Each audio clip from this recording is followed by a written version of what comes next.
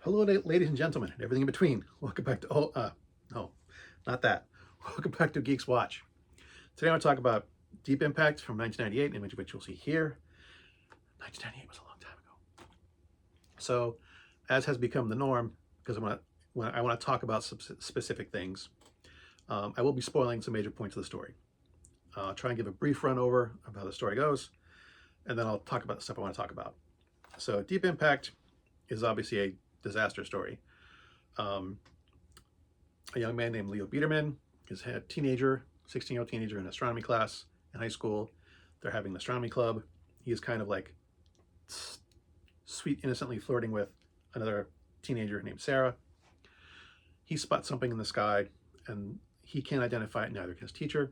They send it off to an astronomer who works in an observatory that they send their stuff to. He sees it on the big observatory, calculates its trajectory, quickly downloads it. He's trying to call people, trying to drive down the mountainside to get to people, distracted driving. He crashes and dies. Fast forward a year, newspaper reporter thinks she's broken a story about a retired secretary of the Treasury. I can't remember what he was a secretary of. Her name is Jenny Turner. She's trying to work her way up to becoming more important, to get on TV.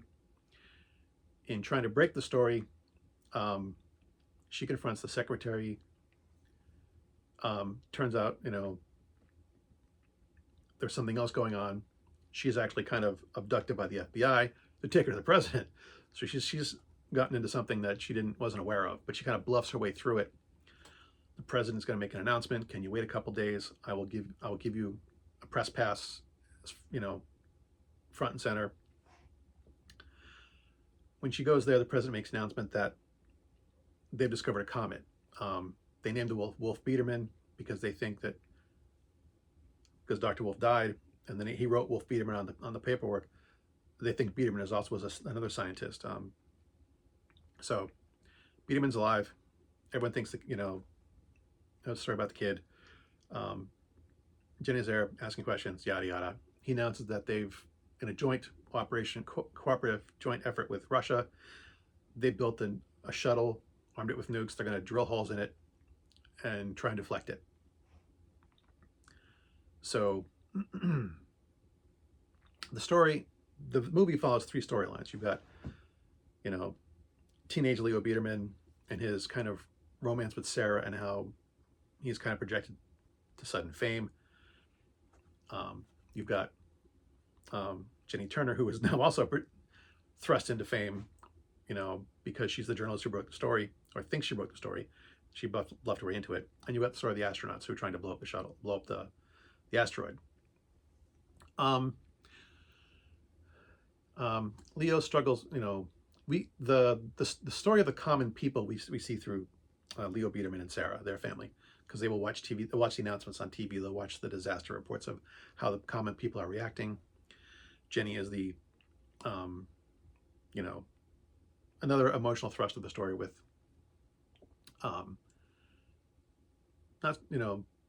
struggling with becoming a prominent newscaster when she was just months ago a nobody behind the scenes. The president, who is Morgan Freeman, awesome. And then, like I said, the astronauts who are trying to deflect the shuttle. Further storylines, when they attempt to deflect the shuttle, one astronaut is lost, one of them is injured.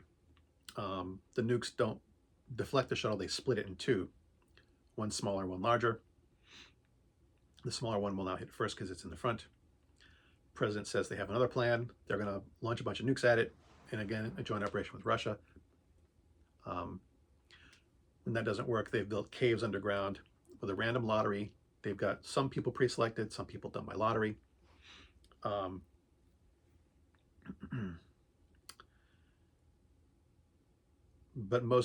the caves are only big enough for like 1 million people, and so that's all they got. Everyone else is gonna kind of have to fend for themselves as best they can, although the government is helping as best they can. The small asteroid will land in the ocean. The large one will land in northwestern Canada. and it will devastate the entire planet. The smaller one will be bad enough. Big one will like wipe life out on Earth, kind of thing. Reset us back to when the dinosaurs went extinct. Because of the small number of people in the caves, no one over 50 will be allowed in at all. They're not going to be put in the lottery. Jenny's 61-year-old mother, played by Vanessa Redgrave, eventually commits suicide shortly before, I'm not sure if it's a few weeks or a few months before the asteroid will hit. Probably a few weeks, maybe even a few days. This really upsets the relationship with her father. It does not help. Her father also married someone who was the same age as his daughter. Leo Biederman has been pre-selected, marries Sarah to try and get her and her family in. Screw up with the paperwork. Sarah's family is not allowed. When he gets to the shelter, he says, Mom and Dad, I'm going to leave and go back and get Sarah. So he does that. This is moments before, hours before the asteroid's going to hit. So the shuttle crew has decided, they don't have it, they've still got a couple nukes left. They can drive into the hole created by the first explosion of the big one and maybe use those nukes to do something, either blow it up entirely or deflect it or anything to help save lives, which they do. Leo finds Sarah. Sarah's parents give their infant son to Sarah and Leo, tell them to take him, because he found them with a motorbike, get in the mountains, leaves them stuck in massive miles long traffic jam. Asteroid hits. Wait, before that. Jenny meets her father at their beachfront cottage. They reconcile and wait for the meteor to strike. Leo takes Sarah into the hills, high ground, where they're safe from the tsunami. Asteroid hits. Tsunami wipes out the eastern seaboard, but the shuttle crew is successful in blowing up the asteroid, and the small amounts of debris burn up in the atmosphere. Yay. So this film came out the same year as Armageddon. Armageddon did much better in the box office. This is a better film. That's not to say you can't like Armageddon, but Michael Bay makes these big, sloppy, action-packed schlock films. Like I said, doesn't mean you can't enjoy them, but Michael Bay is all about lens flare and spectacle and, big, loud, obnoxious things. They're fun to watch, but they're not great. It's just big, dumb popcorn films. And I love big, dumb popcorn films. I watched Armageddon. I thought it was a fun movie. But this is a human drama. And I think it's extremely believable. Morgan Freeman is awesome as the president. I would vote for him. I mean, he was chosen because you wanted someone who had the voice of authority, but a voice of authority you could trust to make the right decisions. And I think this is one of those things where the president makes the best possible decisions he possibly could in these scenarios. He withholds the secret for a year about the asteroid hitting because he doesn't want to cause a panic. But I mean, when he makes his first announcement that we've discovered the asteroid and we have this plan, he says we're going to freeze wages and prices. What a can of beans cost you today will cost you tomorrow. There will be no profiteering in this crisis. Anyone caught attempting to do so will be dealt with swiftly. And there are, we watch Leo and his family watch television. That's where we get like the common man's. Can I just time out? I can't believe I did that. Too much prep time. I didn't realize the screensaver was going to come on. But we get the reaction of the common people through Leo and Sarah and their families, because they're in a suburb and they watch television, they watch the announcements and watch, the news broadcasts of how the common people are vandalizing and burning things down, and not all the time, but like things, as the comments get closer and closer, society kind of breaks down a little bit more, and we get to watch that happen through Leo and Sarah and their perspective. But there's so much emotional content in this story, and it's believable. And that's through the skill of the actors as well, and the script.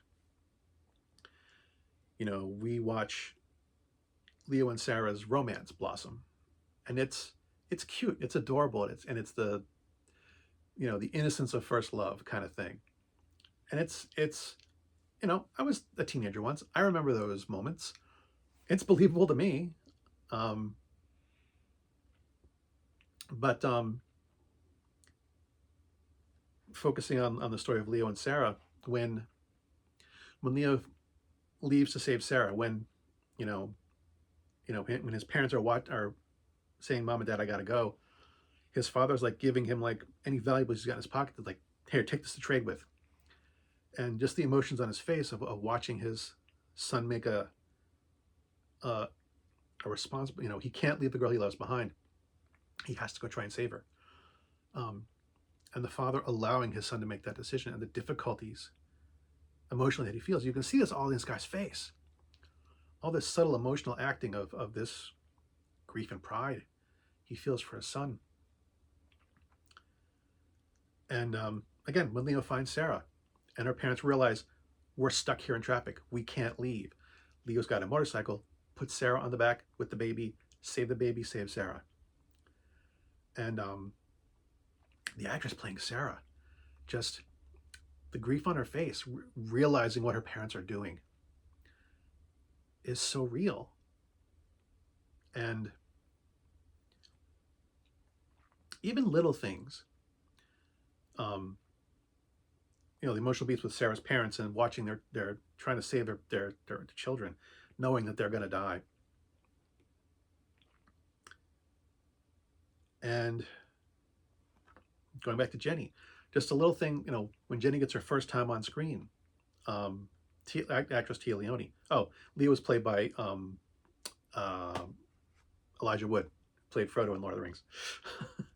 So a lot of people who were up and coming at the time who are now better known. Anyway,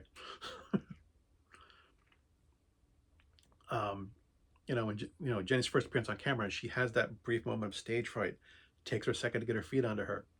These slow, little, subtle, emotional beats of the entire cast. There's a scene when in the MSN, what do you call it, journalist room, where they're handing out the assignments, and Jenny gets her first, is told she's going to be the anchor for this story. You've got her mentor, her coworker, whose job she has undercut. You know, the frame is the editor and Jenny with her coworker off to the side. But when she realizes she's been cut out and shoved aside, there's a lot of subtle emotions on her face. And she's not the main focus. She's just a sideline at the moment. Just she's been sidelined. At the end of the film, you know, Jenny's being taken. Jenny's name has been pre-selected to go in the shelter.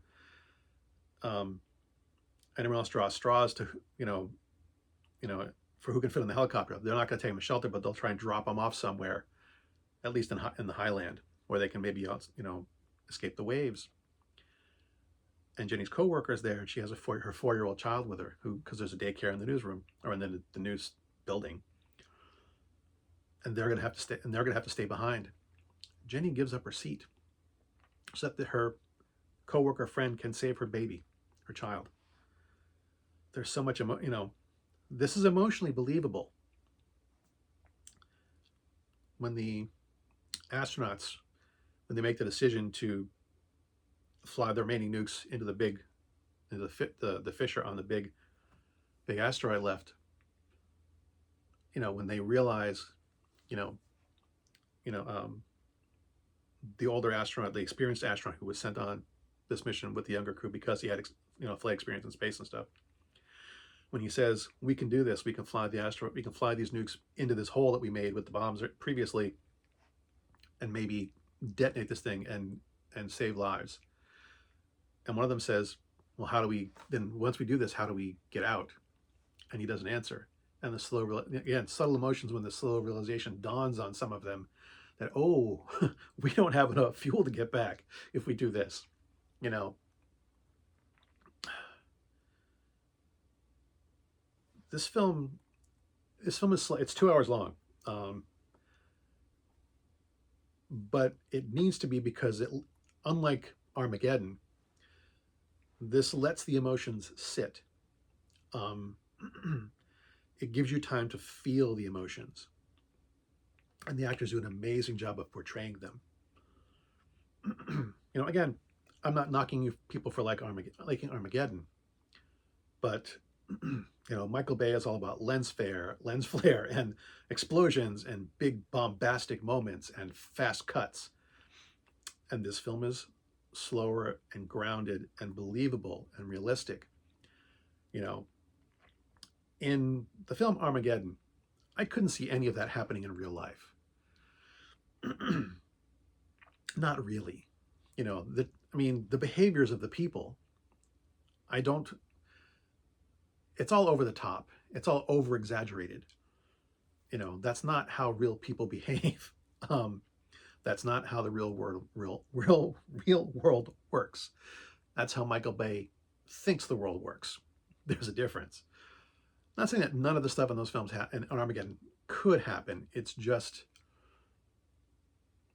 Michael Bay puts his own opinions in all of his films. His films are all about his opinions. Whereas this film is more about how people really behave. And it is such a good film. It did not, again, Armageddon was much more successful, but it was shorter and didn't require you to think and pay attention. This is one of my favorite films. And the fact that I have this in my collection and not Armageddon should at least tell you that much.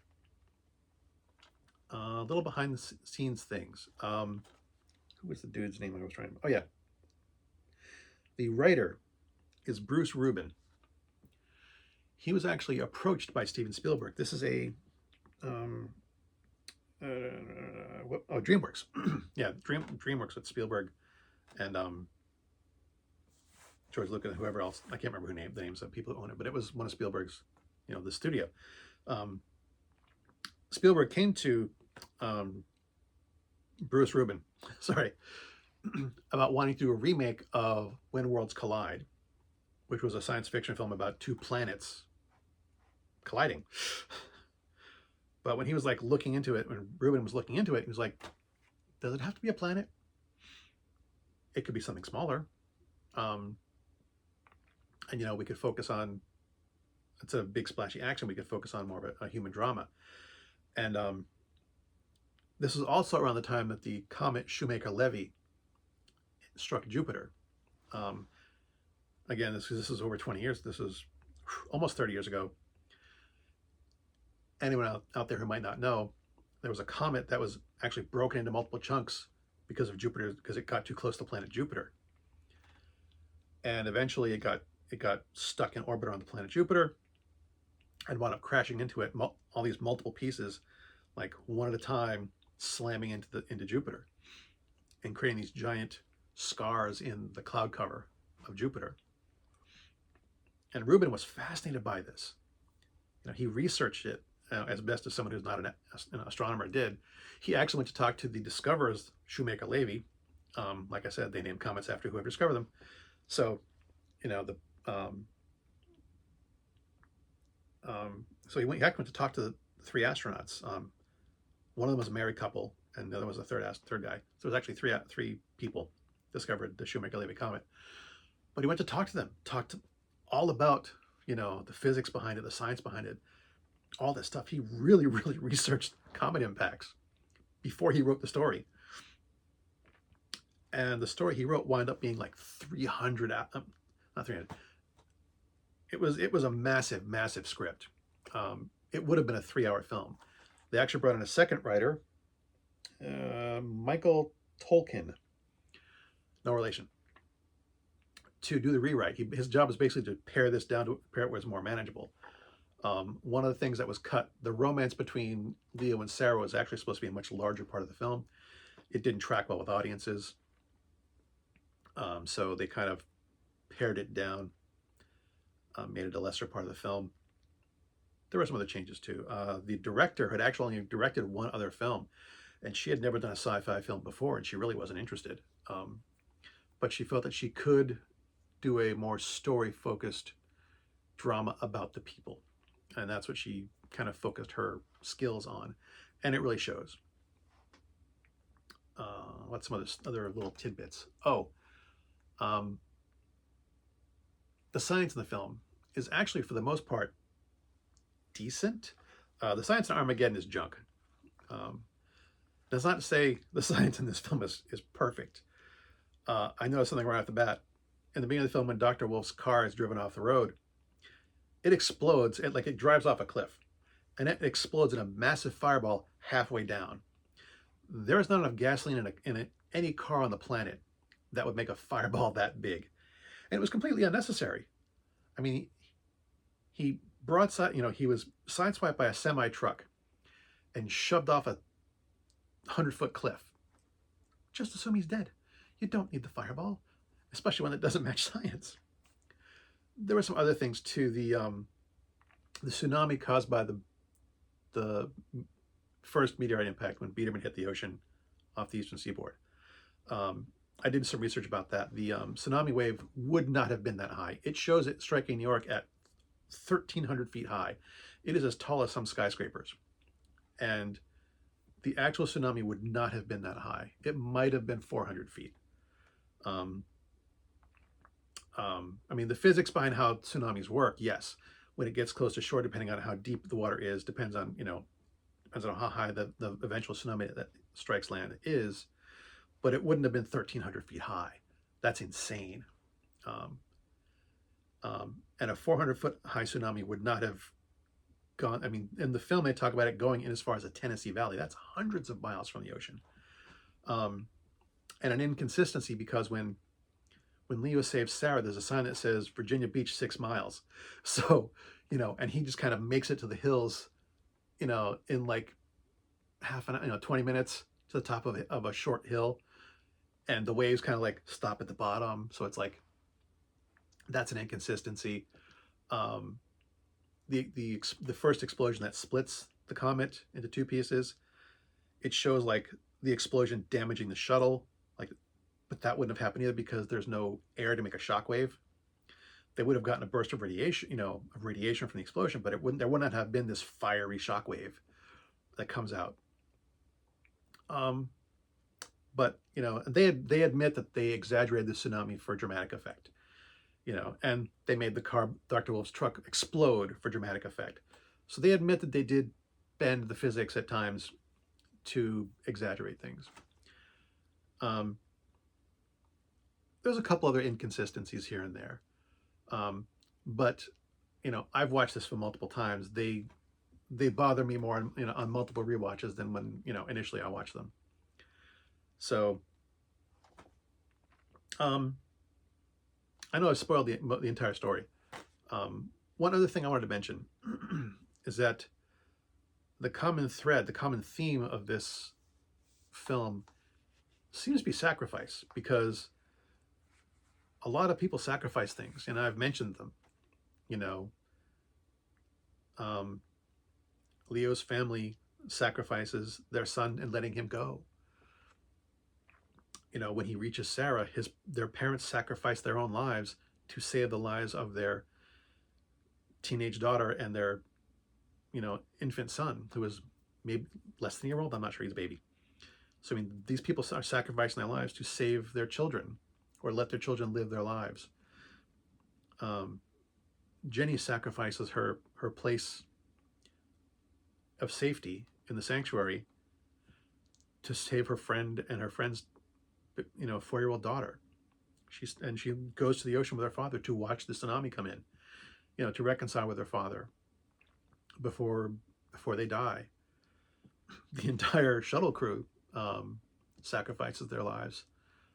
They lost one during the initial encounter with the comet, but the remaining members of the crew choose to sacrifice their lives. I mean, these men and women all had family back on Earth waiting for them. Wives, girlfriends, children, husbands, waiting for them back on Earth. And these people sacrifice their lives to try and keep their loved ones safe. Sacrifice is a major, major theme of this entire film. And it was done so well. And it always bothered me that it didn't get the appreciation that I felt it deserved. Because, you know, so many people said how awesome Armageddon was and that this was just boring. And it's slow. I admit that freely. It's 2 hours long. It is slow. But it's slow to let you feel the emotions of the characters, to let them settle, to let you feel them and experience them.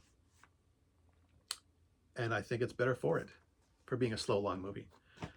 It was supposed to be 3 hours. It would have been 3 hours longer if they kept the script. There were some other changes too, things that didn't work. But this is a great movie. And again, no knocking you for liking Armageddon. But this is a better made film. Whether you like it or not is up to you. But it is a great film. As always, thanks for watching. This is so long. As always, my stuff is crap. And until next time, good hunting.